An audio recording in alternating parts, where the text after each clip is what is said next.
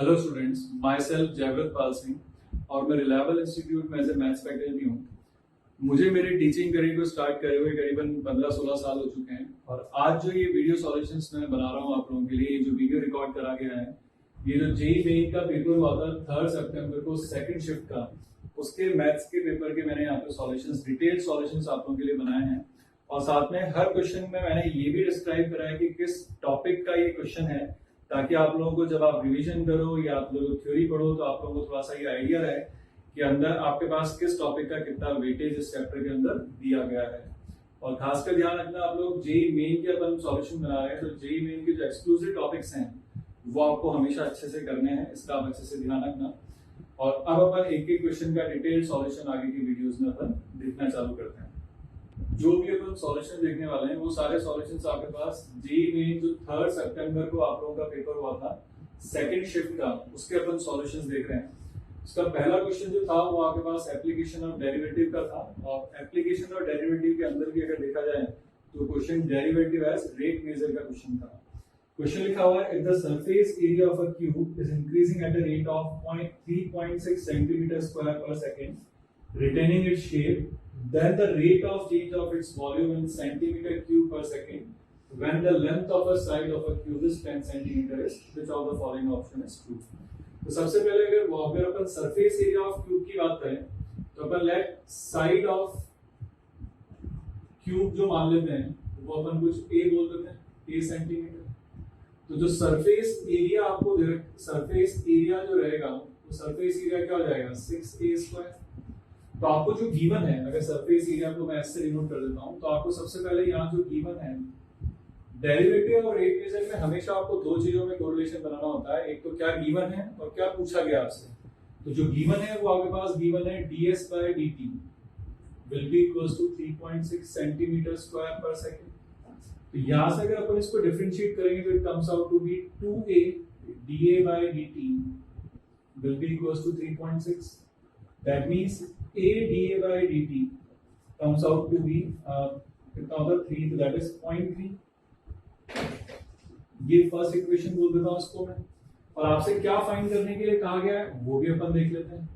तो आपको फाइंड जो करना है वो वॉल्यूम का रेट ऑफ चेंज फाइंड करना है। तो अपने को फाइंड करना है dV by dt when a equals to 10 centimetre, वो कितना होगा।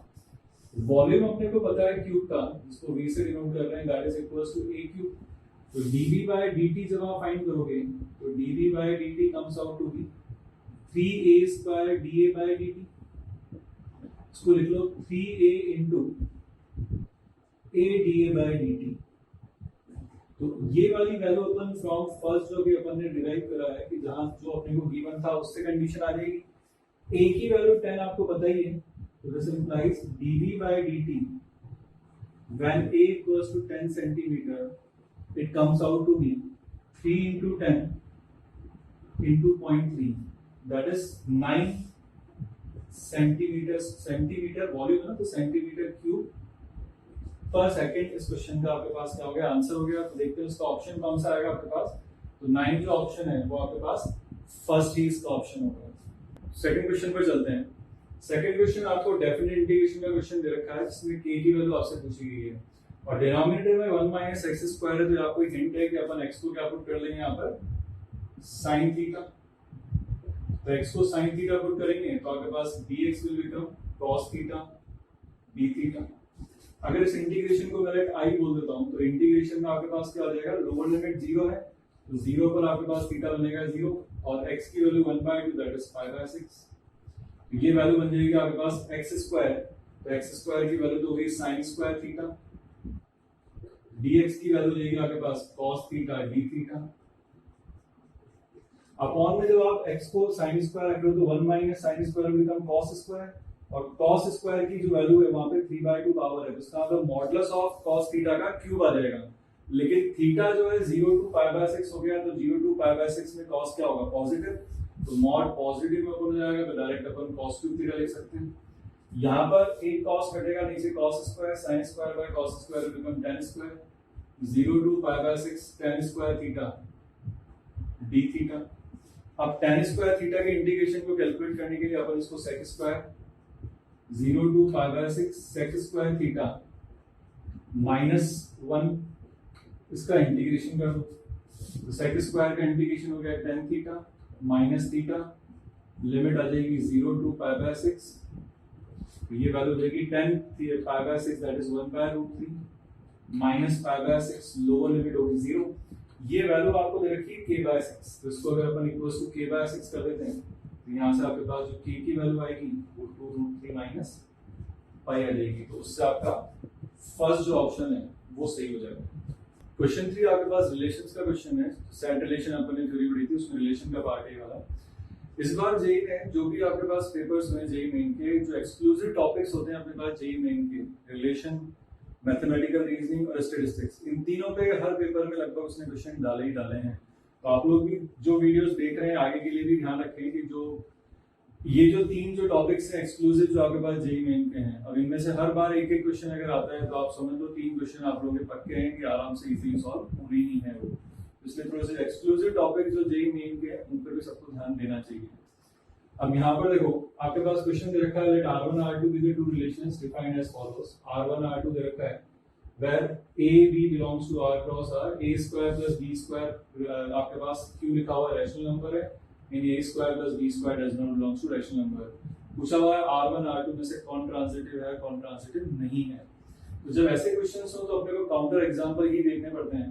तो अगर मैं फॉर रिलेशन R1 की मैं अगर बात करता हूँ सबसे पहले, तो R1 रिलेशन के अंदर आपको A square plus B square की बात होगी ना आपके पास, लेट अपन यहाँ पर A मान लेते हैं 2 प्लस रूट 3, B मान लेता हूँ 2 माइनस रूट 3। तो यहाँ पे ढंग से देखो आप A square plus B square, A square plus B square will become 4 plus 3 7, 4 plus 3 7 minus 4 root 3 plus 4 root 3 minus 4 root 3 cut जाएगा तो क्या बन जाएगा 14, that is belongs to rational number. And A B हो गया तो B को तो 2 माइनस रूट 3 और C को लेता हूँ 1 प्लस 2 रूट 3। अब ये जब आपके पास वैल्यू है तो यहाँ पर अपन चेक करते हैं कि बी स्क्वायर प्लस सी स्क्वायर क्या है। जब आप बी स्क्वायर प्लस सी स्क्वायर यहाँ पे आप चेक करोगे तो ये कितना हो गया 7 माइनस 4 रूट 3, और यहाँ पर जब आप चेक करोगे तो कितना होगा आपके पास, ये तो 7 माइनस 4 रूट 3 और ये वैल्यू हो जाएगी 1 प्लस 4 इंटू 3 12 13 प्लस 4 रूट 3, ये वापस कट गया तो आपके पास ये वैल्यू कितनी होगी 20। It again belongs to what rational number. But जब a square plus b square belongs to rational है, b square plus c square belongs to rational number है, तो इसका मतलब आपके पास क्या आना चाहिए a square plus c square. आप चेक कर लो a square plus c square, जब आप चेक करोगे तो a square plus c square जो आपके पास आएगा it does not belongs to rational number, क्योंकि यहाँ पर क्या होगा जैसे आप a square plus b square करोगे तो यहाँ पर 4 रूट 3 और यहाँ पर भी 4 रूट 3 ऐड हो जाएगा तो इररेशनल नंबर बनेगा। इसका मतलब सीधा सा तुम क्या बोल सकते हैं, this implies R1 is not transitive। ठीक है, चलो अब हम R2 रिलेशन के लिए चलते हैं। R देखो कैसे प्रूव करा अपन ने, a square plus b square rational हो गया, b square plus c square भी रैशनल हो गया, तो आपके पास क्या होता है अब a square plus c square rational होना चाहिए था लेकिन नहीं हो रहा, तो इसका मतलब R1 जो है वो ट्रांजिटिव नहीं होगा। R2 में चलते हैं, वहां पर a square plus b square आपके पास इररेशनल नहीं होना चाहिए, तो अपन यहाँ पर भी वापस काउंटर एग्जांपल से बात करते हैं। लेट a इक्वल्स टू मतलब a स्क्वायर इक्वल्स टू लेता हूँ 1, b स्क्वायर लेता हूँ रूट 3 और c स्क्वायर में लेता हूँ क्योंकि आपके पास मान लो 2 कर दिया। तो यहाँ पर अपन चेक करेंगे a square plus b square does not belongs to rational and b square plus c square again does not belongs to rational. ठीक है, स्क्वायर इन दोनों को अगर अपन ऐड करेंगे तो रैशनल होगा, लेकिन बट वापस क्या होगा a square plus c square जब अपन करेंगे तो a square plus c square it belongs to rational. इसका मतलब वापस क्या हो गया R2 is not transitive। Question में आपसे पूछा गया था कि R1 R2 में से कौन ट्रांजिटिव और कौन ट्रांजिटिव नहीं है, तो इसका मतलब R1 R2 दोनों ही ट्रांजिटिव नहीं है, तो इस क्वेश्चन का आंसर आपके पास 4 हो जाएगा।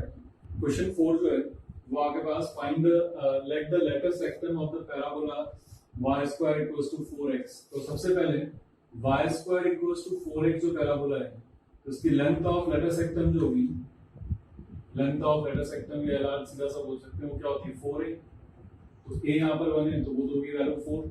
और ये कुछ और ये क्या दे रखा है, common chord of the circle C1 and C2, each of them having radius 2√5, then the distance between the center of two circles आपसे पूछा गया है। तो एक्चुअली क्वेश्चन आपके पास सर्कल पैराबोला इनका मतलब अपन इसको कोऑर्डिनेट ज्योमेट्री या कॉनिक सेक्शन के अंदर पर डाल सकते हैं। तो इसका क्वेश्चन दिया गया आपको। अब ये दो सर्कल्स जो इंटरसेक्ट कर रहे हैं उनको जो कॉमन कॉर्ड जो मिल रही है वो लेटर सेक्टम ऑफ पैराबोला है। तो अपन यहाँ पर बात करें कि दो सर्कल्स अगर आपस में इंटरसेक्ट कर रहे हैं, दोनों की रेडियस बराबर है, तो दोनों सर्कल्स के सेंटर्स को मैं C1 C2 बोल देता हूँ। तो ये इनकी कॉमन कॉर्ड हो गई AB। तो आपको AB की लेंथ जो है एक्चुअली वो लेंथ ऑफ लेटर सेक्टम है and that is equals to 4। Centres को ज्वाइन कर दूंगा मैं अगर इसके, तो ये कॉर्ड क्या होगी आपके पास, बाइसेक्ट हो जाएगी, ये लेंथ 2 हो जाएगी, ये लेंथ भी 2 हो जाएगी। इनके सेंटर्स इसको ज्वाइन करता हूँ, इसको ज्वाइन करता हूँ, तो ये आपको रेडियस 2√5 दे रखी है। सीधा सा इस पॉइंट को अगर मैंने D बोल दिया तो बाय पाइथागोरस थ्योरम अपने पास C1D जो आ जाएगा, C1D will be equals to 2√5 का होल स्क्वायर 20 minus 2 का square 4, that is comes out to be 4। तो therefore distance between centers जो रहेगा वो C1 C2 है, तो C1 C2 will be twice of, ये भी आपके पास क्या होगी बाइसेक्ट, ये भी बराबर डिस्टेंस रहेंगे आपके पास, तो यहाँ से आपके पास वो क्या हो जाएगी twice of C1D, that is comes out to be 8। इसलिए इस क्वेश्चन का जो आंसर हो जाएगा आपके पास वो फर्स्ट ऑप्शन हो जाएगा। क्वेश्चन 5 जो है आपके पास इनडेफिनिट इंटीग्रेशन का क्वेश्चन है। Integration sin inverse x upon 1 plus x का अंडर रूट आपको sum a of x into tan inverse root x plus b of x plus constant of integration दे रखा है। ax और bx का क्या वैल्यूज होगी वो इनडायरेक्टली आपसे पूछा गया, ऑर्डर पेयर में ये पूछा है। तो अपन इस क्वेश्चन के अंदर सब्स्टिट्यूशन लगाते हैं, put x equals to tan square theta, तो dx will become 2 tan theta sec square theta d theta. तो देयरफॉर जो आपके पास इंटीग्रेशन लिखा हुआ है उसमें LHS वाला जो पार्ट बन जाएगा, इंटीग्रेशन आपके पास हो जाएगा sin inverse root x, that is sin inverse, ये वैल्यू क्या होगी under root of tan square theta और अपॉन में 1 plus tan square that is sec square theta into 2 tan theta sec square theta d theta. तो यहाँ पर आपके पास जो वैल्यू आएगी tan square upon sin sec square क्या हो जाएगा आपके पास sin स्क्वायर थीटा, तो sin स्क्वायर थीटा का under root modulus of sin theta बनेगा। तो ऑप्शन में आपसे कैन भी पूछा हुआ है, इसलिए अपन उसको एक बार उसका मॉडुलस को पॉजिटिव ओपन कर लेते हैं, तो it will become sin inverse sin theta into 2 tan theta sec square theta d theta. Further sin inverse sin theta की कुछ भी वैल्यू हो सकती है, लेकिन वन ऑफ द वैल्यू जो होगी वो आपके पास थीटा होगी, theta into 2 tan theta into sec square theta d theta. अब आप इसको फर्स्ट फंक्शन और इसको सेकंड फंक्शन मान के बाय पार्ट्स आप यहाँ पर यूज कर लो। जब आप बाय पार्ट्स आप यहाँ पर यूज करोगे इसका इंटीग्रेशन क्या हो जाएगा, इसको इंटीग्रेशन कर लेते हैं, तो इसका इंटीग्रेशन क्या होगा, tan थीटा को अपन क्या पुट कर देते हैं t, तो sec स्क्वायर थीटा हट जाएगा, तो sec स्क्वायर थीटा गया तो यहाँ पर t बचा, तो t का इंटीग्रेशन t स्क्वायर बाय 2 जाएगा, तो 2 कट जाएगा, तो यहाँ पर जो वैल्यू बनेगी वो बन जाएगी theta into tan square theta minus integration 1 into इसका इंटीग्रेशन बनेगा tan square theta d theta, जिसको फर्दर अपन theta into tan square theta minus इसको वापस अपन इंटीग्रेशन क्या लिखेंगे sec square theta minus 1 d theta, तो it comes out to be theta, यहाँ पर बनेगा माइनस माइनस प्लस हो गया तो थीटा कॉमन लिया, यहाँ पर एक हो गया tan square theta plus 1 minus sec square का इंटीग्रेशन हो जाएगा आपके पास tan theta plus constant of integration. अब ये वैल्यू दे देता हूं मैं फिर अब, तो यहाँ पर आपने tan स्क्वायर थीटा को क्या रखा है x, तो ये हो गया x प्लस 1 और थीटा कितना होगा tan theta will be equals to root x, तो थीटा हो जाएगा tan इनवर्स रूट x। इसका मतलब यहाँ से अब जो आपके पास LHS बनेगा वो आपके पास क्या बन जाएगा थीटा, तो हो गया tan इनवर्स रूट x और अंदर बच गया आपके पास x plus 1 minus tan theta जो है वापस हो गया आपके पास रूट x प्लस c। तो देयरफॉर अगर अपन कंपेयर करें तो आपके पास ये जो फंक्शन है ये आपके पास ax हो जाएगा और minus of root x value हो जाएगी आपके पास b ऑफ x। तो अगर ऑप्शन से चेक करें तो अपने पास यहाँ पर ax की वैल्यू आ रही है x+1 और bx की वैल्यू आ रही है -√x। तो आपके पास यहाँ से थर्ड जो इसका ऑप्शन है वो इसका आंसर हो जाएगा। क्वेश्चन 6 जो है आपके पास वो प्रोबेबिलिटी का क्वेश्चन है और उसमें क्या रखा है आपके पास, the probability that a randomly chosen 5-digit number is made from exactly 2 distinct digits is. तो सबसे पहले अपने पास जो डिजिट्स होती हैं वो अपने पास 10 डिजिट्स होती हैं।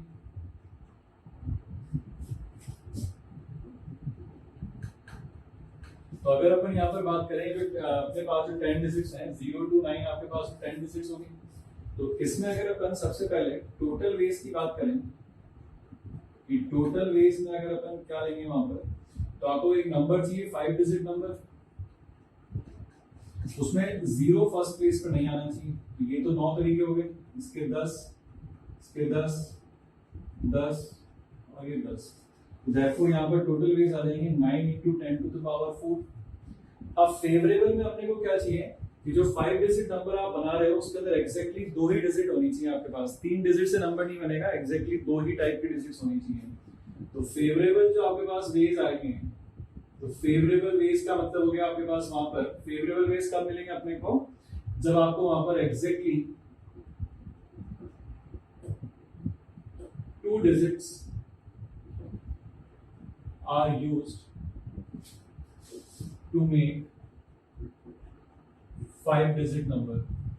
ठीक है, तो यहां से दो पॉसिबिलिटी हो सकती हैं कि जो 5-digit नंबर आप बनाने जा रहे हो उसमें 0 इंक्लूड हो या नहीं हो। तो पहला केस लेता हूं 0 इज नॉट चूजन। अब जब 0 चूज नहीं करा है तो अपने पास यहां पर कितने डिजिट बच गए, 0 हट गया तो कितनी बची, 9। तो 9 में से कोई सी भी 2 डिजिट सेलेक्ट कर लूं। अब कोई सी भी 2 डिजिट सेलेक्ट करने के बाद आपके पास प्लेसेस तो 5 है। फॉर एग्जांपल मान लो मैंने सेलेक्ट कर लिया 2 और 3, तो फर्स्ट प्लेस को सेलेक्ट करने के 2 तरीके, सेकंड प्लेस को 2 तरीके, थर्ड प्लेस को 2 तरीके, फोर्थ को 2 और इसको भी 2 हो गए। तो यहां पर आपके पास क्या हो गया 9c2 × 2⁵। लेकिन जरा एक चीज सोचो, मैंने यहाँ पर क्या करा, 2 नंबर जो लिए थे वो 2 और 3 लिए थे और उससे मिलके मैंने 2⁵ टोटल नंबर्स बना लिए। लेकिन मेरे को कहा गया है कि एग्जैक्टली 2 डिजिट आनी चाहिए। ये जो आपने 2⁵ नंबर्स बनाए इनमें पॉसिबिलिटी ये भी हो सकती है कि 2 3 2 3 का कोई भी कॉम्बिनेशन हो सकता है। मैं एग्जांपल ले रहा हूं कि मैंने 2 नंबर 2 और 3 लिए हैं ना, तो 2 3 2 3 का कोई भी कॉम्बिनेशन हो वो तो चल जाएगा। लेकिन कौन सा केस रिजेक्ट होगा, जब पांचों प्लेस पर 2 आ जाए एक तरीका, पांचों प्लेस पर 3 आ जाए दूसरा तरीका। इसका मतलब आपको यहाँ पर क्या करना पड़ेगा, 2⁵ में से 2 केसेस माइनस करने पड़ेंगे। फिर समझो, अगर आपने फॉर एग्जांपल 2 और 3 दो नंबर ले लिए तो हर प्लेस को सेलेक्ट करने के लिए 2 तरीके हो गए, 2 3 2 3 2 3 2 3, तो 2⁵ तो आ गया। लेकिन इन 2⁵ के अंदर 2 केसेस गलत हैं। वो कौन से हैं, जब सारी की सारी प्लेस पर 2 आ जाए या फिर सारी की सारी प्लेस पर 3 आ जाए। तो ये आपके पास कब केस होगा, जब आपने 0 चूज नहीं करा है। और दूसरी पॉसिबिलिटी हो सकती है कि आपने क्या करा, 0 इज चूजन। अब जब आपने 0 सेलेक्ट कर ही लिया है तो ऑब्वियस सी बात है कि 0 जो होगा वो फर्स्ट प्लेस पर तो आने वाला है नहीं। तो 0 फर्स्ट प्लेस पर तो आपके पास आएगा नहीं। इसका मतलब फर्स्ट प्लेस पर तो आपको क्या करना पड़ेगा, कोई भी एक नंबर जो आपको सेलेक्ट करोगे वही आपको सेलेक्ट कर यहाँ पर रखना पड़ेगा। तो वो कोई भी नंबर सेलेक्ट करने के अपने पास पहले, चलो पहले अगर अपन 0 ले लेते हैं, एक 2 नंबर में से एक नंबर तो 0 हो गया। अदर नंबर जो आप सेलेक्ट करोगे वो अदर डिजिट जो आपके पास सेलेक्ट होगी वो 9c1 से सेलेक्ट हो जाएगी। अब उनको प्लेस करके 5 डिजिट नंबर अपन बनाने जा रहे हैं। तो आपके पास एक तो 0 हो गया और एक कोई भी एक और डिजिट हो चुकी है। फॉर एग्जांपल मान लो डिजिट मेरे पास अब 7 आ चुकी है, ठीक है। तो जो एक डिजिट जो अपन ने 9c1 से सेलेक्ट करी, मैंने मान लिया कि वो 7 आ गई। फर्स्ट प्लेस पर तो आपके पास 0 आएगा नहीं, इसका मतलब फर्स्ट प्लेस पर तो मैंने जो 7 डिजिट सेलेक्ट करी उसी को रखूंगा, तो तरीका होगा 1। फिर सेकंड, थर्ड, फोर्थ, फिफ्थ में से 0 7 0 7 0 7 0 7 जिसको सेलेक्ट करने के तरीके कितने हो गए, 2 2 2। इसका मतलब यहाँ पर आ जाएगा 9c1 इंटू, ये तो 1 हो गया, इंटू 2⁴। लेकिन इसमें भी वापस एक केस कौन सा गलत होगा, यहाँ पर मान लो फॉर एग्जांपल फर्स्ट प्लेस पे तो 7 ही आएगा, तो एक ही तरीका उसी का लिखा हुआ है अपन ने। यहाँ 7 आ गया, उसके बाद फॉलोड बाय 0 0 0 हो जाए तो कोई दिक्कत नहीं है। 7 7 7 आ जाए तो गलत कौन सा केस है, 7 7 7 7, तो इसका मतलब पांचों प्लेस पर अगर 7 आ जाएगा तो वो मेरा गलत केस है, तो इसमें से एक केस क्या करना पड़ेगा, मुझे माइनस करना पड़ेगा। इस वाले को फिर समझाता हूं। देखो, 0 इज चूजन, अगर मैंने 0 सेलेक्ट करा तो कोई भी एक और डिजिट सेलेक्ट करनी पड़ेगी मुझे 0 के अलावा 9 में से कोई भी एक। अब उनको प्लेस करके 5 डिजिट नंबर बनाते हैं, तो 0 फर्स्ट प्लेस पर तो आएगा नहीं, इसका मतलब फर्स्ट प्लेस पर तो मैंने 9 में से कोई भी जो एक डिजिट सेलेक्ट करी है, फॉर एग्जांपल 7, वही रखनी पड़ेगी। तो इसको फर्स्ट प्लेस को फिल करने का तरीका हो गया एक। बाकी जो सेकंड, थर्ड, फोर्थ, फिफ्थ जो प्लेसेस बची हैं वहां पर 0 और कोई एक और डिजिट, फॉर एग्जांपल जो 7 ले रखी है 0 7 0 7 0 7 0 7, तो 2 into 2 into 2 into 2 तरीके हो गए, तो 9c1 into 2 to the power 4 आ गया। लेकिन इसमें एक केस फिर गलत होगा, जब यहाँ पर फर्स्ट प्लेस पर फॉर एग्जांपल 7 आ गया तो सेकंड, थर्ड, फोर्थ, फिफ्थ पे भी 7 7 7 7 आ जाए, तो इसका मतलब एक केस क्या होगा, गलत होगा। तो इनको जब आप बीच में और है तो देयरफॉर जो फेवरेबल वेज आपके पास आएंगे, that comes out to be 9c2 into 32 minus 2, that is 30, plus 9c1 into ये कितना हो गया 16 minus 1 15। तो दिस implies required जो probability आपको आएगी, required probability will be 9c2 हो गया 9 into 8 by 2, that is 36 into 30 plus 9 into 15 divided by 9 into 10 to the power 4। इसमें 9 का फैक्टर तो कट ही गया, तो यहाँ पर बचा आपके पास 4 into 30, that is 120, 120 plus 15 तो 135 upon 10 to the power 4। ये इसका आंसर हो गया। और अब अपन ऑप्शन देख लेते हैं, कौन सा ऑप्शन इसका ये आंसर मिलेगा आपको। तो ये तो आपके पास यहाँ से आंसर हो गया। अब ऑप्शन चेक करा जाए तो ये option 135 by 10 to the power 4, ये इसका आपके पास आंसर आ गया। क्वेश्चन 7 पे चलते हैं अपन। क्वेश्चन 7 में ट्राइंगल एबीसी के वर्टिसेस दे रखे हैं और उसका ऑर्थो सेंटर आपसे पूछा गया है। तो ये क्वेश्चन अपने पास किस टॉपिक का हो गया, अपने पास कोऑर्डिनेट ज्योमेट्री, या फिर अपन बोले मोर प्रिसाइजली तो आपके पास एक स्ट्रेट लाइन का क्वेश्चन है। अब ऑर्थो सेंटर अपने पास किसका इंटरसेक्शन पॉइंट होता है, ortho centre is the point of intersection of altitudes of a triangle. तो अगर ये ए बी सी, तो ए के कोऑर्डिनेट अपने पास -1, 7, बी के कोऑर्डिनेट से आपके पास -7, 1, सी के कोऑर्डिनेट से आपके पास 5, -5। यहां से अब अपने को ऑर्थो सेंटर के कोऑर्डिनेट्स निकालने के लिए कहा गया है। तो ऑर्थो सेंटर अभी आपसे जैसे बोला कि it is the point of intersection of altitudes, तो एडी बीई एल्टीट्यूड्स निकाली, तो उनका ऑर्थो सेंटर जो होगा ये आपके पास उनका इंटरसेक्शन पॉइंट ऑर्थो सेंटर हो जाएगा। तो ऑर्थो सेंटर के कोऑर्डिनेट्स लेट में अल्फा, बीटा बोल देता हूं, तो ये अपन ने अज्यूम कर ली। तो सिंस अब यहां पर क्या होगा, देखो पहली कंडीशन क्या आएगी, AD is perpendicular to BC. This implies slope of AD into slope of BC will be equals to -1. So slope of AD will become beta -7 upon alpha plus 1 into slope of BC क्या हो जाएगा आपके पास 1 plus 5 upon -7 -5 equals to -1. This will be your first equation in alpha and beta. Again वापस since BE is perpendicular to AC, this implies slope of BE into slope of AC is again -1. So therefore slope of BE क्या बनेगा आपके पास beta -1 upon alpha plus 7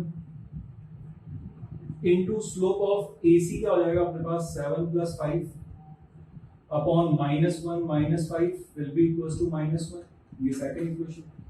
तो आपके पास first और second जो इक्वेशन बनी है it will be in terms of alpha and beta. तो ऑन सॉल्विंग इक्वेशंस 1 एंड 2 आपके पास अल्फा और बीटा की जो वैल्यूज आ जाएंगी वो आपके पास आ जाएंगे यहाँ पर -3, तो जब अल्फा और बीटा की वैल्यू -3, आ गई तो अपने पास यहाँ से कौन सा ऑप्शन सही हो जाएगा इस क्वेश्चन का, थर्ड जो ऑप्शन है वो इसका आंसर हो जाएगा आपके पास। नेक्स्ट क्वेश्चन नंबर 8 जो है ये कॉम्प्लेक्स नंबर का क्वेश्चन है आपके पास।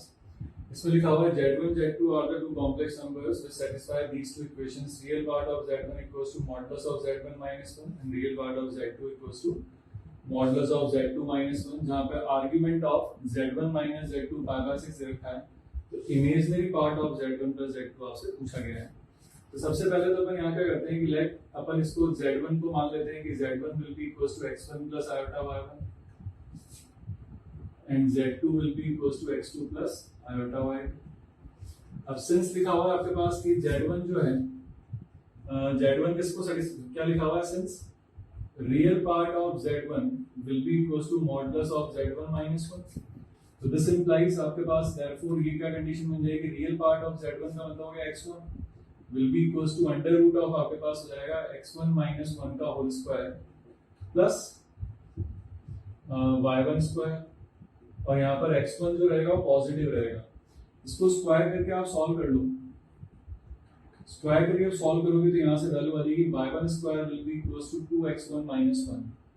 ये वैल्यू आएगी आपके पास y square equals to x square तो कट ही जाएगा, और यहाँ से आपके पास minus 2x1 y square equals to x square cut गया, x square minus 2x1 plus 1 आएगा, तो ये उधर जाएगा तो आपके पास ये वैल्यू होगी। इसको फर्स्ट इक्वेशन बोल देता हूँ। सिमिलरली जब अपन ने z को अपन ने माना x2, y2, वो भी इसको सेटिस्फाई करेगा, सेकंड इक्वेशन को सेकंड कंडीशन को सेटिस्फाई करेगा, तो वहां से भी आपके पास कंडीशन आ जाएगी y2 square will be equals to 2x2 minus 1 second. अभी इनको इक्वेशन को रहने देते हैं, देखिए इनको आगे कैसे यूज करेंगे अपन। एक चीज और आपको गिवन है, और वो क्या गिवन है आपके पास, argument of z1 minus z2 will be equals to pi by 6।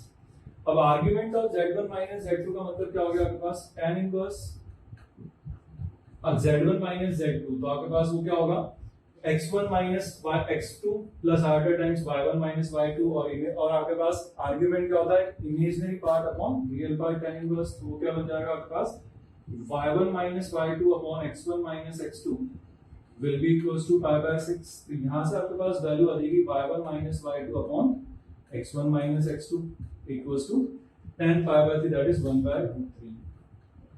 अब अपने को y1 माइनस y2 और x1 माइनस x2 वाली वैल्यू चाहिए, तो अपन एक काम कर देते हैं, ये जो दो इक्वेशन है अपने पास, इन दोनों इक्वेशन को अपन क्या करते हैं, वन और टू इक्वेशन को अपन सब्ट्रैक्ट कर लेते हैं, ताकि आपको x1 माइनस x2 और y1 माइनस y2 की वैल्यू मिल जाए। जैसे आप सब्ट्रैक्ट करोगे बनेगा y1 plus y2 into y1 minus y2 will be equals to 2 times x1 minus x2। यहाँ से आपके पास वैल्यू आ जाएगी y1 minus y2 upon x1 minus x2 will be equals to 2 upon y1 plus y2। ये value अपन यहाँ पर put कर देते हैं, तो this implies 2 upon y1 plus y2 will be equals to 1 by root 3। This implies y1 plus y2 will be equals to what, 2 root 3। अपने को देखा जाए तो अपन ने z1 और z2 जो लिए हैं, x1 प्लस आयोटा y1 और x2 प्लस आयोटा y2 लिए हुए, जहां पर y1 y2 के हैं, z1 z2 के इमेजिनरी पार्ट है, ये इमेजिनरी पार्ट का सम भी तो मिल गया आपको। Therefore imaginary part of z1 plus z2 which is what, y1 plus y2, that comes out to be 2 root 3। तो ये तो आपके पास sum of imaginary part of z1 and z2 आ गया, लेकिन कौन सा ऑप्शन आ रहा है अपने पास, 2 root 3। तो 2 रूट 3 मतलब अपने पास इस क्वेश्चन का आंसर 4 हो गया। क्वेश्चन 9 जो है आपके पास, ये वेक्टर 3D का क्वेश्चन है आपके पास ये। तो इस क्वेश्चन में आपके पास क्या दिया हुआ है कि एक प्लेन है, the plane which bisects the line joining these two points are at right angle and also passes through which of the following points. तो सबसे पहले तो अगर ये ए और बी दो पॉइंट्स हैं, तो प्लेन एक्चुअली इनसे पास हो रहा है, इसके मिड पॉइंट से पास हो रहा है ना, और साथ में प्लेन क्या है, इसके परपेंडिकुलर भी दे रखा है आपके पास। इसका मतलब इनके मिड पॉइंट जो बनेगा आपके पास, अगर ये m हो गया ना, तो ये आपके पास कोऑर्डिनेट्स हैं 4 -2 3, और ये आपके पास b पॉइंट के कोऑर्डिनेट्स हैं आपके पास 2 4 एंड -1। तो ये अगर इसके परपेंडिकुलर है साथ में, इसका मतलब इस प्लेन के आपको डायरेक्ट drs मिल जाएंगे। तो drs का लेंगे x2 - x1 that is 2 -6 and 4, ये इसके drs मिल गए। साथ में प्लेन इस मिड पॉइंट से भी पास हो रहा है, क्योंकि AB को बाइसेक्ट भी कर रहा है, तो मिड पॉइंट के कोऑर्डिनेट्स क्या लेंगे आपके पास 4 + 2 6/2 that is 3, -2 + 4 -2 + 4 is 2 2/2 is 1, 3 - 1 2 2/2 is again 1। तो therefore इक्वेशन ऑफ प्लेन अब अपन यहां से लिख सकते हैं, क्या इक्वेशन होती है, a टाइम्स x - x1, तो a तो है 2 x - x1 plus b e है -6, y माइनस y1 इस कोऑर्डिनेट के हिसाब से लिखा हूं, प्लस c हो गया 4, z minus z1 that is this equals to 0। तो इक्वेशन आ गई आपके पास 2x minus 6y plus 4z minus 6 plus 6 will 0 equals to 4। तो ये आपके पास प्लेन की इक्वेशन आ गई। अब आपसे पूछा गया कि ये जो प्लेन है ये किन पॉइंट से पास हो रहा है। तो अपन देखेंगे उस प्लेन के अंदर ए जो फर्स्ट जो आपका कोऑर्डिनेट है, मतलब फर्स्ट जो ऑप्शन लिखा हुआ आपके पास 4 0 -1, 8 0 प्लस 4 कितना हो गया -4, 8 0 -4 तो इक्वल्स टू 4। इसका आंसर ए ऑप्शन इसका आंसर है। क्वेश्चन 10 जो है आपके पास वो लिमिट्स का है। आपके पास एलसीडी का जो टॉपिक होता है अपने पास लिमिट कंटिन्यूटी डिफरेंशिएबिलिटी, उसमें लिमिट का क्वेश्चन है ये। इस क्वेश्चन में पूछा हुआ है कि इसकी लिमिट आपके पास क्या होगी where a is not equal to 0। तो अपन इस टाइप के क्वेश्चंस करने का अपने पास तरीका क्या होता है कि इसमें अपन आरएचएल या एलएचएल में से कोई सी भी एक वैल्यू पहले फाइंड कर देते हैं। तो अगर मैं यहां पर मान लो आरएचएल कैलकुलेट करता हूं, मतलब मैं क्या कर रहा हूं x को a + x रखता हूं, तो ये जो क्वेश्चन आपके पास बन जाएगा वो आपके पास क्या आ जाएगा लिमिट, ये सॉल्यूशन लिख लेते हैं यहां पर। तो लिमिट हो गई आपके पास h अप्रोचिंग टू 0, ये आपके पास क्या हो जाएगा x को अपन रख रहे हैं a + x। तो पहली चीज तो x अप्रोचिंग टू a पर ये 0/0 फॉर्म है ना, इसलिए हमें इसको सॉल्व करने का ये अपना अप्रोच यूज कर रहे हैं। तो x अप्रोच क्योंकि अगर 0/0 फॉर्म नहीं हुई और डायरेक्टली आपके पास पुट करने पे कोई फाइनाइट वैल्यू आ गई तो that will be your answer, जो कि x को a पुट करने पर 3a - 3a to the power 1/3, 3a to the power 1/3 that is 0 हो गया, सेम डिनोमिनेटर भी 0 हो जाएगा। तो अपन यहाँ सब्स्टिट्यूशन वाला जो मेथड है वो अप्लाई कर रहे हैं कि x को अपन a + x रख देते हैं। अब आपके पास जो लिमिट बन जाएगी वो आपके पास क्या आ जाएगी, x को जब a + x रखेंगे तो it will become 2a + 2x that is 3a + 2x to the power 1/3 minus 3a + 3x to the power 1/3 whole divided by x को a + x यहाँ रखेंगे तो आपके पास हो जाएगा 4a + x to the power 1/3 minus यहाँ रखूंगा तो 4a + 4h to the power 1/3। Numerator में से अब आप 3a और डिनोमिनेटर में से आप 4a कॉमन ले लो तो it will become limit h approaching to 0, 0 plus लगा देते हैं more precisely.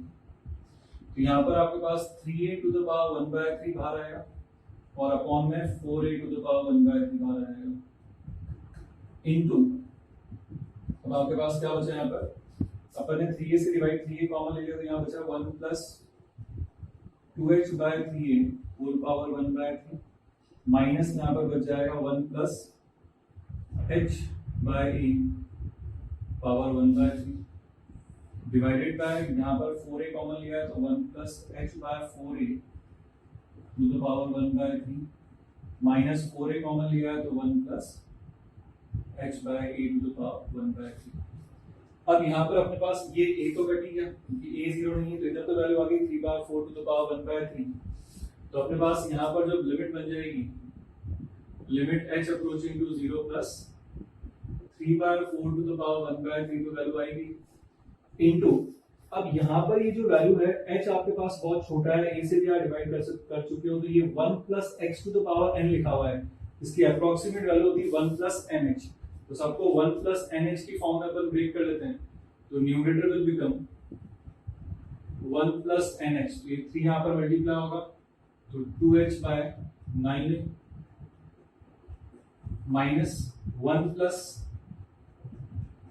h/3 divided by वही 1 + nh यहाँ यूज कर लेते हैं तो इट विल बिकम 1 + nh। तो 3 से यहाँ पर डिवाइड होगा तो क्या बनेगा h/12 minus 1 + nh that is 1 + h/3। इसको जब आप चेक करो तो यहाँ से ये 1 तो कट ही गया, उसके बाद जो वैल्यू बचेगी उसमें से h भी कट जाएगा, डिनोमिनेटर में a जो है वो भी कट जाएगा। तो इसको ऑन सिंप्लीफाइंग, इसको जब ऑन सिंप्लीफाई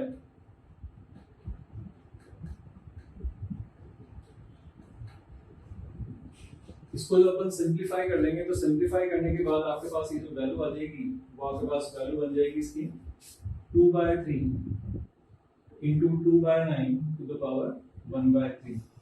तो इससे आपके पास जो होगा आपका फर्स्ट ऑप्शन जो होगा वो इसका आंसर बन जाएगा। क्वेश्चन नंबर 11 जो है वो मैट्रिक्स डिटरमिनेंट टॉपिक का अपने पास निकाल रखा है। Let A B A 3x3 matrix such that adjoint of A given है and B is given as adjoint of A. If determinant of A is lambda and determinant of B inverse to the power, उसका transpose का determinant mu है, then modulus of lambda और mu की क्या value होगी आपके पास। सबसे पहले तो अपने पास यहाँ पर सिंस अपने को एक प्रॉपर्टी बताया कि determinant of adjoint of A will be equals to determinant of A to the power n minus 1, where n is the order of matrix, that is हो जाएगा A square। और determinant of adjoint of A जब आप calculate करोगे तो determinant of adjoint of A आपके पास जब calculate करोगे तो 2 into ये बन जाएगा 0 plus 4 plus 1 into 1 minus 2 plus 1 into 2 minus 0 will be equals to determinant of A square। यहाँ से वैल्यू कितनी होगी 8 minus 1 7 7 plus 2 9, so determinant of A square is equals to 9, that means determinant of A comes out to be plus minus 3। वो दे रखा है mean और वो दे रखा है आपको लैम्डा, इसका मतलब modulus of lambda will become 3। तो एक तो पार्ट आपके पास ये वाला हो गया। अब यहाँ पर अगेन एक प्रॉपर्टी फिर वापस यूज होगी, since determinant of adjoint of A will be equals to determinant of A to the power n minus 1 का whole square, where n is the order of matrix A और A matrix का order आपके पास 3 है, तो it will become determinant of A, उसकी power कितनी रहेगी आपके पास, B कितनी पावर होगी 4, ठीक है। और ये वाली जो पावर 4 हो गई तो डिटरमिनेंट ऑफ ए आपके पास कितना आता है प्लस माइनस 3, तो इट विल बिकम 81। आपको बी मैट्रिक्स जो दे रखी है this implies determinant of B, जो कि आपको बी मैट्रिक्स जो दे रखी है एडजॉइंट ऑफ ए है, it comes out to be 81। अब सिंस आपको क्या पूछा गया है determinant of B inverse transpose कितना होगा, तो सबसे पहले तो ट्रांसपोज लेने पे डिटरमिनेंट पे कोई फर्क पड़ता नहीं है, तो ये वाली वैल्यू जो देगी डिटरमिनेंट ऑफ बी इनवर्स, और डिटरमिनेंट ऑफ बी इनवर्स जो होता है वो 1 अपॉन डिटरमिनेंट ऑफ बी हो गया, that comes out to be 1/81, और वो आपको गिवन है म्यू, इसका मतलब म्यू की वैल्यू आ गई आपके पास 1/81। तो लैम्डा और म्यू आपको दोनों मिल गए, तो लैम्डा और म्यू जब आपको मिल गए तो आपके पास यहाँ से lambda modulus of lambda 3 and mu 81/81, तो आपके पास का थर्ड जो होगा इसका ऑप्शन हो जाएगा करेक्ट। क्वेश्चन 12 जो है वो आपके पास एप्लीकेशन ऑफ डेरिवेटिव का क्वेश्चन है। इसमें पूछा हो गया suppose fx is a polynomial of degree 4 having critical points -1 0 and 1। तो fx अगर आपके पास 4 डिग्री का पॉलिनोमियल है तो f डैश कितने डिग्री का होगा 3 डिग्री का होगा। तो आपको इस क्वेश्चन में एक्चुअली क्या गिवन है कि f dash x equals to जो 0 होगा वो आपके पास कहां पर होगा, आपके पास -1 0 और 1 पर होगा। इसका मतलब हम यहां से बोल सकते हैं कि f डैश x जो आपके पास मिलने वाला है वो आपके पास क्या मिल जाएगा, अपने पास x plus 1 into x minus 1, it comes out to be x cube minus x, ये आपके पास क्या हो गया f dash x फंक्शन बन गया। अब अगर आप इसको इंटीग्रेट करोगे तो इसको दिस इंप्लाइज fx जो बनेगा वो आपके पास क्या होगा integration of x cube minus x dx, that comes out to be x to the power 4/4 minus x square by 2 plus 3। मैंने यहाँ पर लीडिंग कोएफिशिएंट 1 मान लिया है, आप 1 के अलावा अगर लैम्डा भी मानोगे तो एक्चुअली आपको equation fx equals to f of 0 solve करना है, तो लैम्डा यहाँ पर रहेगा तो अपने आप कैंसिल आउट भी हो जाएगा, इससे उसका कोई फर्क नहीं पड़ने वाला। तो ये इक्वेशन बन गई, तो आपको ये गिवन है, मतलब इक्वेशन के सॉल्यूशन जो आपको फाइंड करने हैं किसके फाइंड करना है fx equals to f of 0 के। तो fx इक्वल्स टू जब आप f ऑफ 0 करोगे तो c तो कट ही जाएगा, सीधा सा बचेगा आपके पास x to the power 4/4 minus x square by 2 equals to 0। मैं लैम्डा क्यों नहीं लेने के लिए बोल रहा था आपसे कि अगर आप यहाँ पे लीडिंग कोएफिशिएंट लैम्डा लोगे तो यहाँ पर इस पूरे पे लैम्डा बाहर रहेगा। अब आप f of x equals to f of 0 करोगे तो इधर भी c तो कट जाएगा, यहाँ पे lambda times this equals to 0 रहेगा, तो वैल्यू वो की कोई आने वाली है इस लीडिंग कोएफिशिएंट में डायरेक्टली 1 लेके चल रहा हूँ, उससे कोई फर्क नहीं पड़ने वाला। अगर आप लैम्डा भी ले लोगे तो भी वो लास्ट में रखना ही है। यहाँ से आपके पास जो x की वैल्यूज आ जाएंगी वो 0 0 √2 एंड -√2। तो therefore आपसे जो पूछा हुआ है सम ऑफ स्क्वायर्स ऑफ वैल्यूज, तो सम ऑफ स्क्वायर्स वो आपके पास क्या हो जाएगा 0 + 2 it comes out to be 4।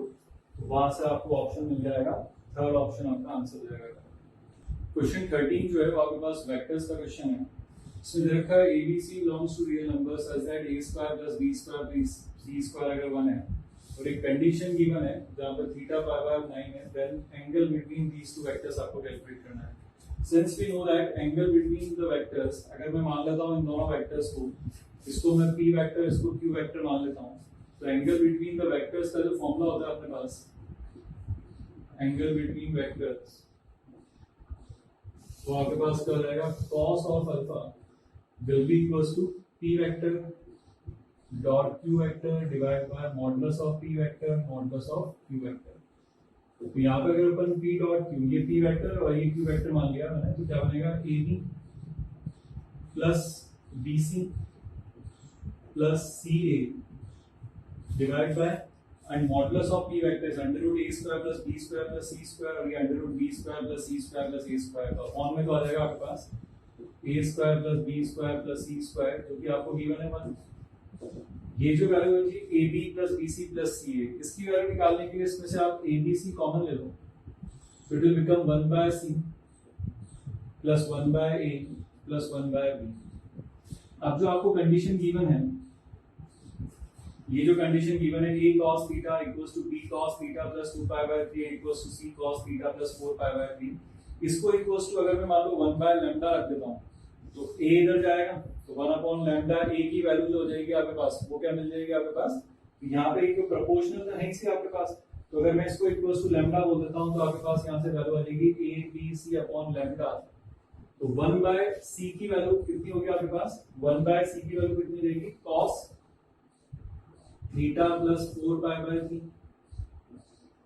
1/a में आपके पास आ जाएगा cos थीटा और 1/b में आ जाएगा आपके पास cos थीटा प्लस 2π/3। इसमें cos theta plus 4π/3 cos theta plus 2π/3 में अपन cos c plus cos d का फॉर्मूला लगा देते हैं, तो cos थीटा तो अलग कर लो plus 2 cos c plus d/2, तो c प्लस d/2 कितना हो जाएगा 2 थीटा/2 तो हो गया थीटा, प्लस इन दोनों को ऐड करूंगा तो मेरे पास आ गया 6 थीटा/6, तो that is 5 into this minus this by 2, तो आपके पास वैल्यू क्या बन जाएगी 2π/3/2 that is cos π/3। cos of ये जो वैल्यू बनेगी abc/λ will be cos theta. cos theta minus pi जो होता है वो -1 हो जाएगा आपके पास, और आपके पास माइनस cos थीटा बनेगा और ये 1/2 2 कट जाएगा, तो minus cos theta that will be equals to, ये कैंसिल हो गया तो that will be equals to 0। इसका मतलब हो गया cos अल्फा जो हो गया वो 0 हो गया, this implies alpha will be equals to what 90 degree. इसका मतलब जो गिवन वेक्टर्स हैं उनके बीच में एंगल जो होगा आपके पास वो क्या आ जाएगा 90 डिग्री। तो आपके पास जो फर्स्ट ऑप्शन जो होगा वो आपका आंसर बन जाएगा। 14 जो क्वेश्चन है वो सीक्वेंस एंड सीरीज टॉपिक का अपने पास, तो इसके सॉल्यूशन के लिए अपने पास जो सीरीज लिखी हुई है, तो लेट Sn अपन मान लेते हैं यहाँ पर sum of to n terms of this series. अच्छा, सब में डिनोमिनेटर में तो आपके पास 5 आएगा, तो इसको भी अगर 5 से मल्टीप्लाई डिवाइड करूं तो first term will become 100/5, second term हो जाएगा 95 + 3 दैट इज 98/5, फिर 90 + 95 + 1 दैट इज 96/5, 80 90 + 4 तो 94 + 94/5, so on up to n terms हो गए। तो आप ढंग से देख लो, सीक्वेंस जो है आपके पास सिंपली AP में है आपके पास, और कुछ भी नहीं है। तो सिंपल आपके पास AP का फॉर्मूला क्या आएगा n/2 × 2a plus n-1 × d।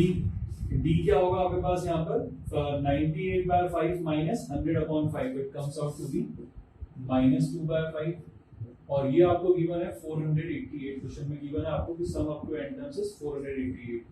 इसको आप सॉल्व कर लो, n में क्वाड्रेटिक बनेगी तो यहाँ से n की दो वैल्यूज आपके पास आएंगी, n = 61 या फिर n = 40। n = 61 की अगर अपन बात करें तो आपके पास जो T61 जो टर्म मिलेगी वो अपने पास क्या आएगी, T61 टर्म क्या आ जाएगी 100/5 plus n-1 that is 16 into d that is -2/5। तो ये आपके पास कितना आ गया 20 माइनस ये हो गया अपने पास कितना हो गया आपके पास ये 120 बाय 24, तो ये आपके पास कितना हो गया 24 माइनस, तो ये हो गया -4, इसका मतलब ये नेगेटिव हो रही है, तो ये टर्म आपके पास एक्सेप्ट हो जाएगी 61। और अगर मैं इससे बात करूं तो T40 जो टर्म आपके पास आएगी वो आ जाएगी 100/5 प्लस 39 इंटू -2/5। ये जब आप कैलकुलेट करोगे तो ये आपके पास 100/5 और ये -78/5 आएगा, तो it comes out to be positive, जो रिजेक्ट हो जाएगा आपके पास, ये वैल्यू आपके पास एक्सेप्ट हो जाएगी। इसका मतलब nth टर्म जो होगी that comes out to be -4 will be your correct answer. इसका मतलब nth टर्म इज -4, तो यहाँ से आपके पास जो थर्ड ऑप्शन होगा उस क्वेश्चन का आंसर हो जाएगा। क्वेश्चन नंबर 15 जो है वो स्टैटिस्टिक्स का क्वेश्चन है आपके पास। क्वेश्चन दे रखा है xi कोई वेरिएबल है, I varies from 1 to 10, be 10 observations and of a random variable capital X. If summation आपको given है, दो summation xi minus p 3 and xi minus p whole square 9, where p is not equals to 0 and belongs to real number, then the standard deviation of the observation. Standard deviation जो होता है वो positive under root of variance होता है। सबसे पहले आपको इस क्वेश्चन को सॉल्व करने के लिए आपको वेरिएंस निकालना पड़ेगा, तो variance of x will be equals to summation xi minus p, क्योंकि अपन जानते हैं वेरिएंस में अगर कोई आप किसी हर ऑब्जर्वेशन में से कोई वैल्यू सब्ट्रैक्ट भी कर दोगे तो वेरिएंस में कोई फर्क नहीं पड़ता, तो summation xi minus p upon n minus आपके पास क्या आएगा, समीशन xi स्क्वायर होता है तो this square upon n minus summation xi minus p upon n का होल स्क्वायर। तो फॉर्मूला जो होता है वो summation xi square by n minus summation क्या होता है आपके पास x बार का होल स्क्वायर अपॉन n होता है।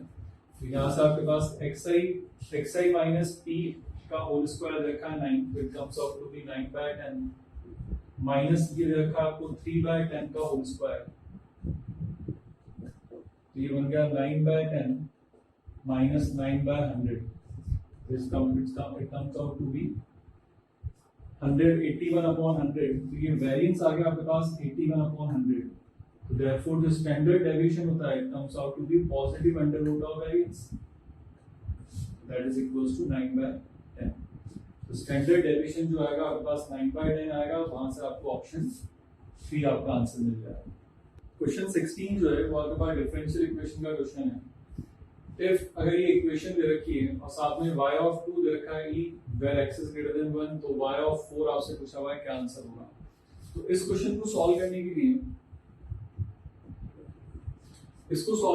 अपन dy और dx वाली टर्म्स पहले सेपरेट कर लेते हैं। तो dy के साथ जो आपके पास आएगा वो कितना आ जाएगा आपके पास, dy के साथ आ जाएगा आपके पास x³ minus x² dy will be equals to आपके पास dx के साथ जो चल जाएगा उसमें से y कॉमन आ जाएगा 2 माइनस x dx। इसका मतलब dx के साथ जो टर्म आएगी तो यहाँ पर माइनस से मल्टीप्लाई कर देता हूँ मैं, तो minus dy by y will be equals to x minus 2 upon x square common आया x minus 1 dx। अब ये डिफरेंशियल इक्वेशन सीधा सा वेरिएबल सेपरेबल की फॉर्म में आ चुकी है, तो अपन उससे आराम से इसको सॉल्व कर सकते हैं। तो ये तो इंटीग्रेशन हो गया आपके पास -ln y, और ये इंटीग्रेशन बनेगा आपके पास by partial fraction a upon x plus b upon x square plus c upon x minus 1 dx। By partial fraction से जब आप abc की वैल्यू निकालोगे तो abc की वैल्यू आएगी आपके पास 1, b की वैल्यू देगा आपके पास 2 और c की वैल्यू देगा आपके पास -1। तो इसको जब फर्दर आप सॉल्व करोगे तो it comes out to be -ln y will be equals to a की वैल्यू 1 है 1/x की आपके पास इंटीग्रेशन हो गया ln x, फिर b की वैल्यू 2 है, इट विल बिकम -2/x, फिर c की वैल्यू -1 है तो -ln of x -1, mod of x -1 आएगा लेकिन x ग्रेटर देन 1 दे रखा है तो मॉडुलस पॉजिटिव ऊपर हो गया plus constant of integration c। आपको y of 2 e दे रखा है, इसका मतलब put x equals to, since y of 2 equals to e, this implies x equals to 2, y equals to e। तो जब आप ये पुट करोगे तो y की वैल्यू e पुट करोगे तो it will be -1 will be equals to ln 2, और 2 जब पुट करोगे तो -1 और 2 पुट करने पर ln 1 that is 0 plus c।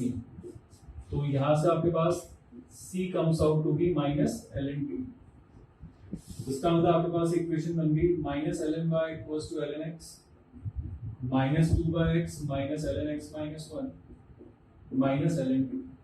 अब आपको जो वैल्यू चाहिए वो चाहिए कि y की x की वैल्यू 2 पर y क्या होगा, इसमें अपन पुट x इक्वल्स टू 4 आप पुट करो तो minus ln y will be equals to ln 4 minus कितना हो गया आपके पास ये 4/2 that is -1/2 minus ln 3 minus ln 2 minus से मल्टीप्लाई कर दो तो ln y will be equals to ये दोनों तो जाएंगे आपके पास प्लस और यहाँ पर आ जाएगा आपके पास ये कितना हो जाएगा माइनस ln 4 तो 6 3 into 2 6 डिवाइड बाय 4 तो 6/4 that is ln 3/2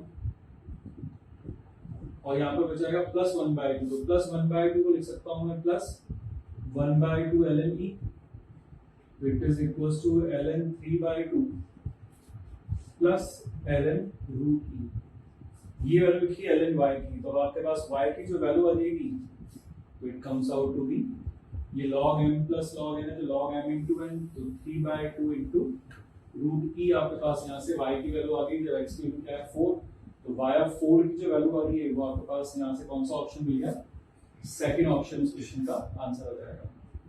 question number 17 जो है ये आपके पास कॉनिक सेक्शन का क्वेश्चन है, इसमें एलिप्स और हाइपरबोला की एसेंट्रिसिटी e1 e2 e1 है और उनमें बीच में आपके पास एक रिलेशन भी गिवन है कि e1 e2 इक्वल्स टू क्या होगा आपके पास 1 होगा। तो अपन इसके सॉल्यूशन के अंदर सबसे पहली चीज तो अगर एलिप्स की अगर अपन बात करें x² / 25 plus y² / 5 b² equals to 1 question लिखा है कि b जो है 5 से छोटा है, इसका मतलब यहाँ से जो b² की वैल्यू आएगी वो कितनी आएगी आपके पास 25 into 1 minus e1²। और हाइपरबोला की अगर मैं बात करूं इसको फर्स्ट बोल देता हूं और हाइपरबोला की अगर मैं बात करूं x² / 16 minus y² / b² equals to 1 और इस हाइपरबोला की अगर अपन बात करें तो हाइपरबोला के लिए एसेंट्रिसिटी जो होगी उसमें मतलब यहाँ पर b² क्या आएगा आपके पास 16 into e2² - 1 ये आपके पास एलिप्स के लिए एसेंट्रिसिटी और b² में रिलेट हो गया, ये हाइपरबोला के लिए एसेंट्रिसिटी और b² में रिलेशन आ गया। तो फ्रॉम 1 into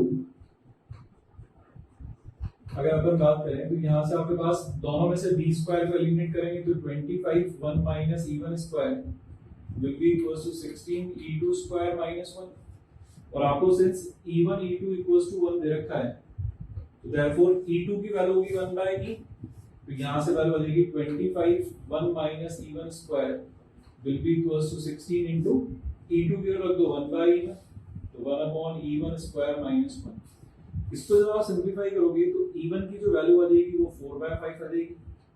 अब e1 into e2 अगर 1 है तो e1 की वैल्यू जब 4/5 आ गई इसको सिंपलीफाई करने पर तो e2 की जो वैल्यू आ जाएगी वो 5/4 आ जाएगी। फिर आगे क्या पूछा हुआ आपसे, इसमें रखा alpha and beta are the distance between the foci of the ellipse and foci of the hyperbola respectively. एक चीज अपने को बताया कि डिस्टेंस बिटवीन जब अपन बात करते हैं डिस्टेंस बिटवीन फोकाई तो चाहे आपके पास एलिप्स हो या हाइपरबोला हो वो 2ae होता है। तो अगर अपन हाइपर एलिप्स के लिए बात करें तो डिस्टेंस आपको दे रखा है अल्फा तो 2 into a एलिप्स के लिए a है 5 इंटू इसकी एसेंट्रिसिटी है 4/5 यहाँ से अल्फा आ जाएगा आपके पास ये। बीटा जो है distance between foci of hyperbola है तो 2a हाइपरबोला के लिए a है 4 और इसकी एसेंट्रिसिटी है अपने पास 5/4 it comes out to be 10। इसका मतलब आपको वो वाला ऑप्शन देखना है जिसके अंदर अल्फा की वैल्यू 8 आ रही हो और बीटा की जो वैल्यू है वो 10 आ रही हो तो अल्फा 8 और बीटा 10 तो आपके पास इस क्वेश्चन का जो होगा फर्स्ट ऑप्शन इसका आंसर हो जाएगा। क्वेश्चन 18 जो है वो आपके पास लोकेशन और रूट का क्वेश्चन है और टॉपिक जो है मेन टॉपिक है अपने पास क्वाड्रेटिक इक्वेशन।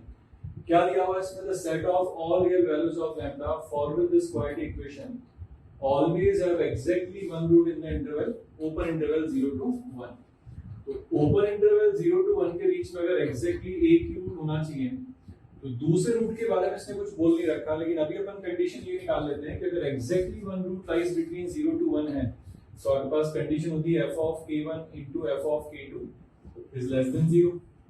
तो f of 0 will become 2 into f of 1 will become 2x² sorry 1 रखेंगे तो lambda square plus 1 minus 4 lambda plus 2 will be what? Less than 0.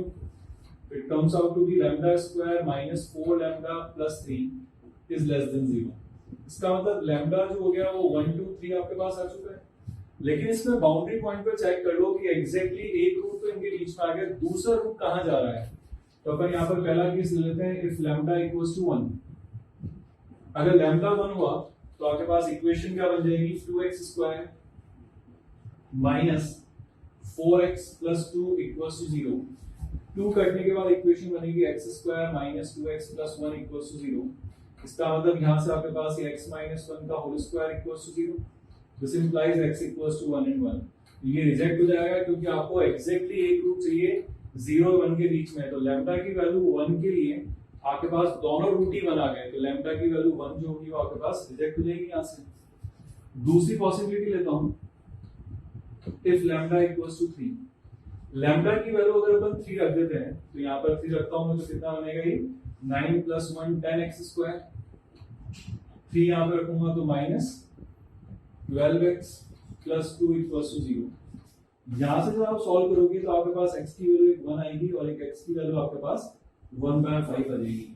तो कोई बात नहीं, अगर एक रूट 1 है तो दूसरा रूट 1/5 है, और जो 1/5 वाला रूट है इट बिलोंग्स टू 0 to 1, तो इसका मतलब ये एक्सेप्ट हो जाएगा। इसका मतलब लैम्डा की वैल्यू 3 जो है वो आपको एक्सेप्ट करनी पड़ेगी। तो this implies the complete answer जो आपका बनेगा उसमें 1 पर तो ओपन रहेगा और 3 पर आपके पास क्या रहेगा, क्लोज आ जाएगा। तो लैम्डा की वैल्यू आ जाएगी open interval 1 to close interval 3। तो उससे आपके पास कौन सा ऑप्शन आ रहा है, open interval 1 to close interval 3। तो second option will be your answer.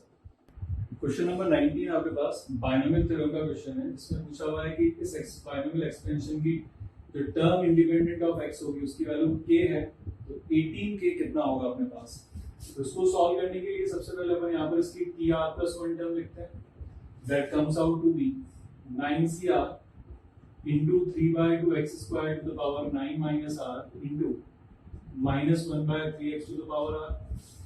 This implies tr plus 1 will be equals to 9cr 3/2 to the power 9 minus r minus 1/3 to the power r into x to the power 18 minus 3r.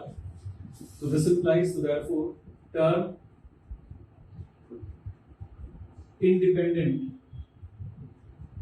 of x कब होगी आपके पास, जब 18 minus 3x जो होगा 3r जो होगा it comes out to be 0, तो r comes out to be 6।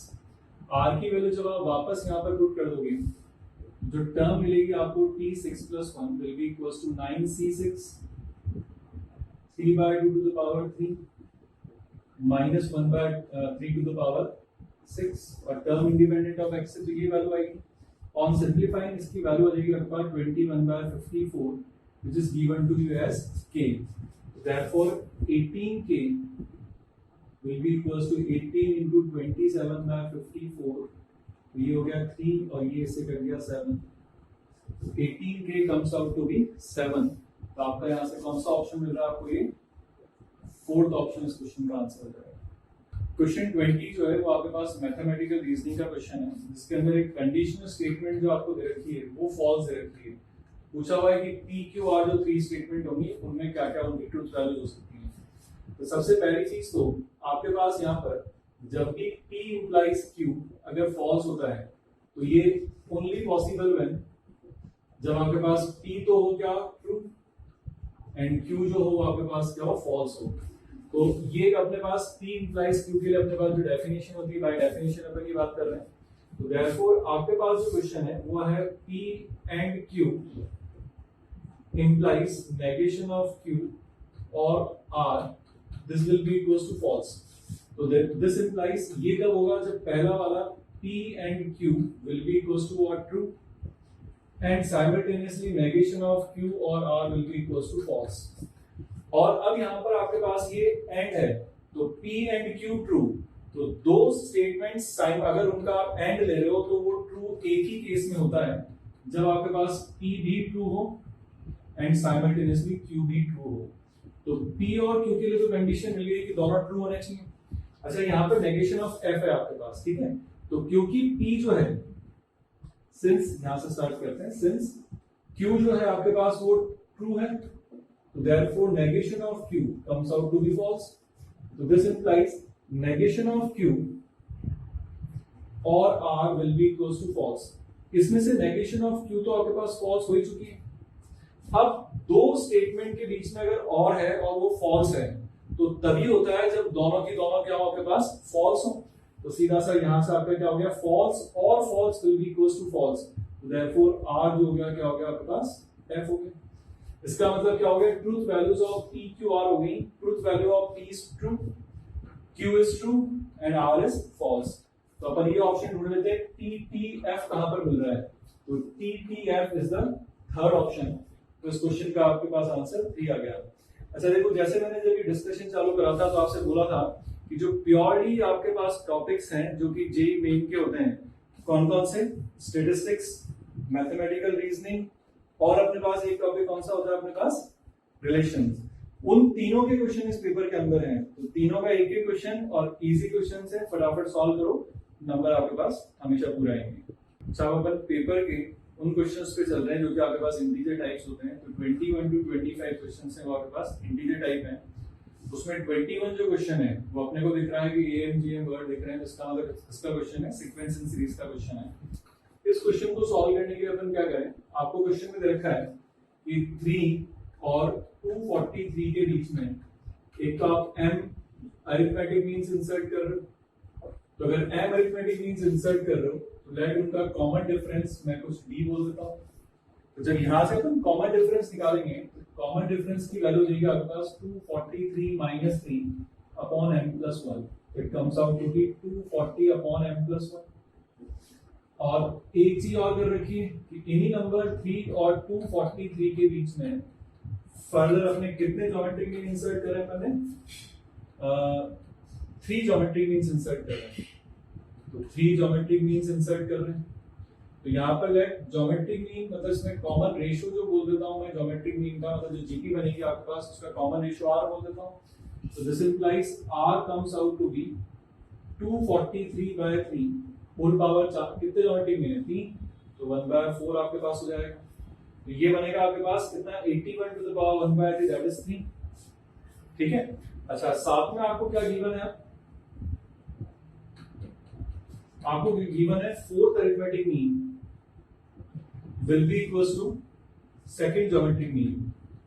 तो fourth arithmetic mean comes out to be, जो फोर्थ अरिथमेटिक मीन होगा वो होगा आपके पास a plus 4d and second geometric mean मतलब हो गया आपके पास a r स्क्वायर।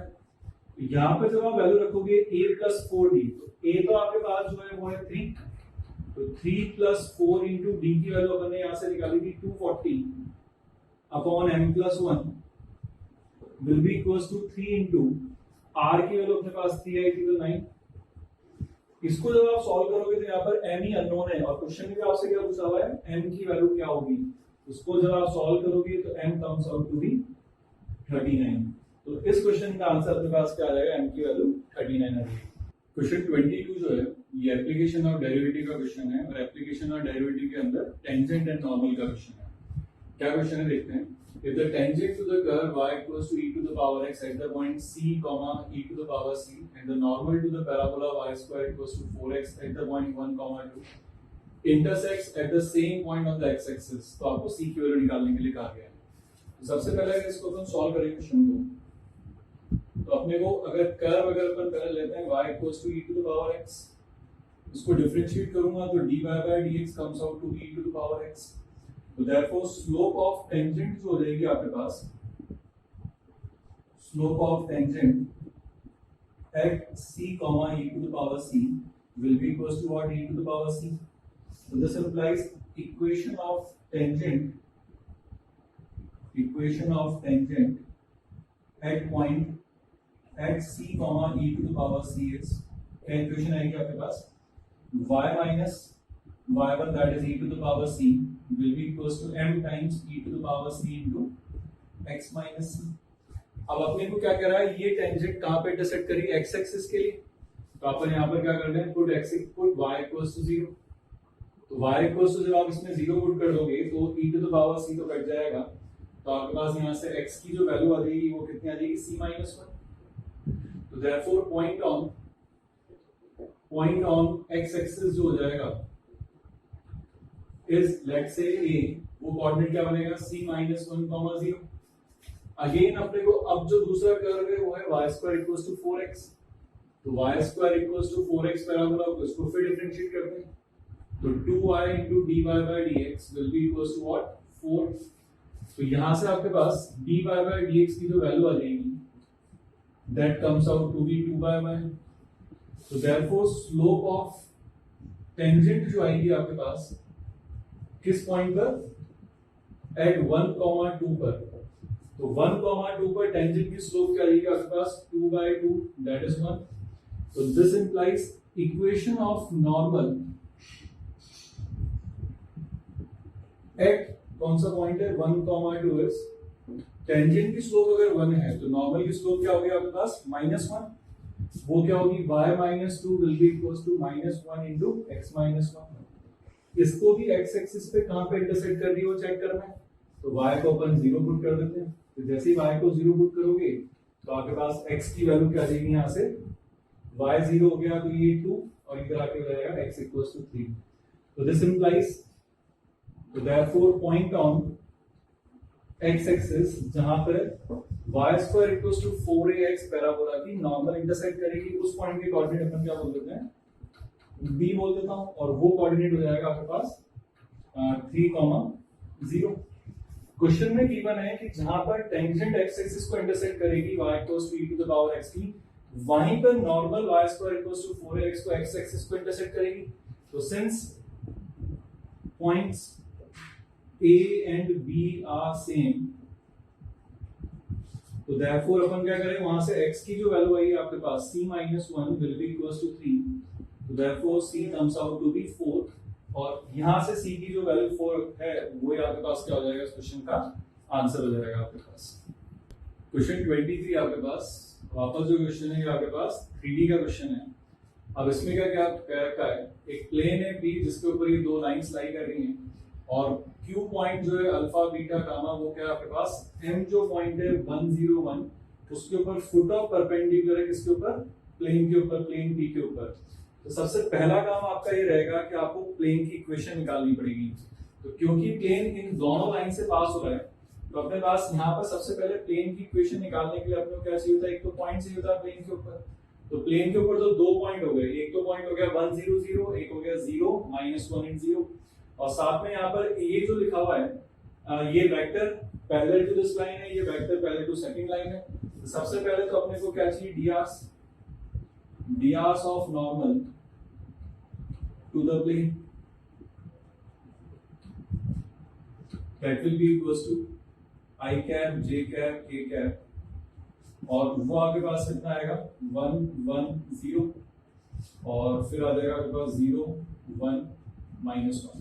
तो यहाँ से अपन ds को इसको अगर कैलकुलेट करते हैं तो कितना आएगा आपके पास, ये -I cap -j करूंगा तो आपके पास -j के साथ आ जाएगा आपके पास ये +j cap, और K cap के साथ आ जाएगा +1।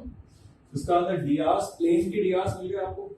तो आपके पास जो प्लेन था, ये जो प्लेन है, इस प्लेन के एक तो नॉर्मल आपको जो ds मिल चुके हैं नॉर्मल के, वो ds आपके पास हो गए -1, 1 and 1। इस प्लेन के ऊपर एक पॉइंट भी बताया अपने को जो कि फर्स्ट लाइन के ऊपर है, वही प्लेन के ऊपर भी होगा 1, 0, 0। तो देयरफॉर इक्वेशन ऑफ प्लेन अगर अपन लिखें, इक्वेशन ऑफ प्लेन,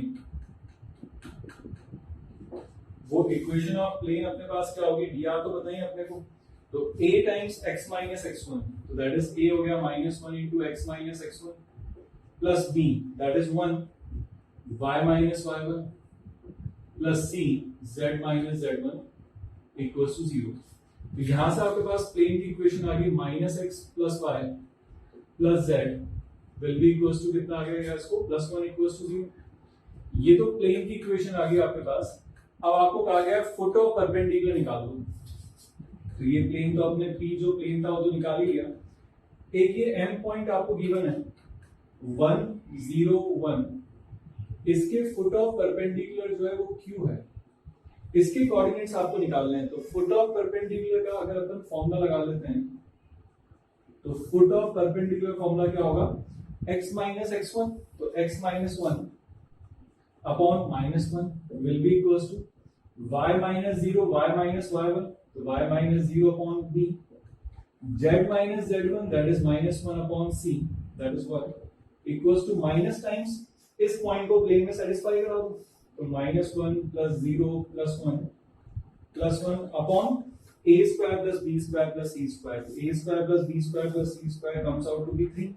तो यहां से आपके पास ये जो वैल्यू आ गई कितनी आ गई, ये तो कट ही गया, तो ये वैल्यू आ गई आपके पास -1/3। तो इसका मतलब x की जो वैल्यू आएगी आपके पास ये कितना आ गया 1/3 प्लस 1 दैट इज 4/3, y जो आ जाएगा -1/3 और z comes out to be 1 minus 1/3 that is 2/3। तो therefore Q पॉइंट के कोऑर्डिनेट्स आपके पास जो अल्फा बीटा गामा थे वो आपके पास कोऑर्डिनेट्स आ गए 4/3 -1/3 एंड 2/3। तो दिस इंप्लाइज आपसे वैल्यू क्या पूछी है 3 times alpha plus beta plus gamma, वो आप कैलकुलेट कर लोगे तो 3 times alpha plus beta that is 4 -1 plus 2 divide by 3, तो 3 तो कट ही गया, 6 minus 1 5। तो इस क्वेश्चन का आंसर आपके पास क्या हो जाएगा 5 हो जाएगा आपके पास आंसर। क्वेश्चन नंबर 24 जो है वो आपके पास मैट्रिक्स डिटरमिनेंट का क्वेश्चन है।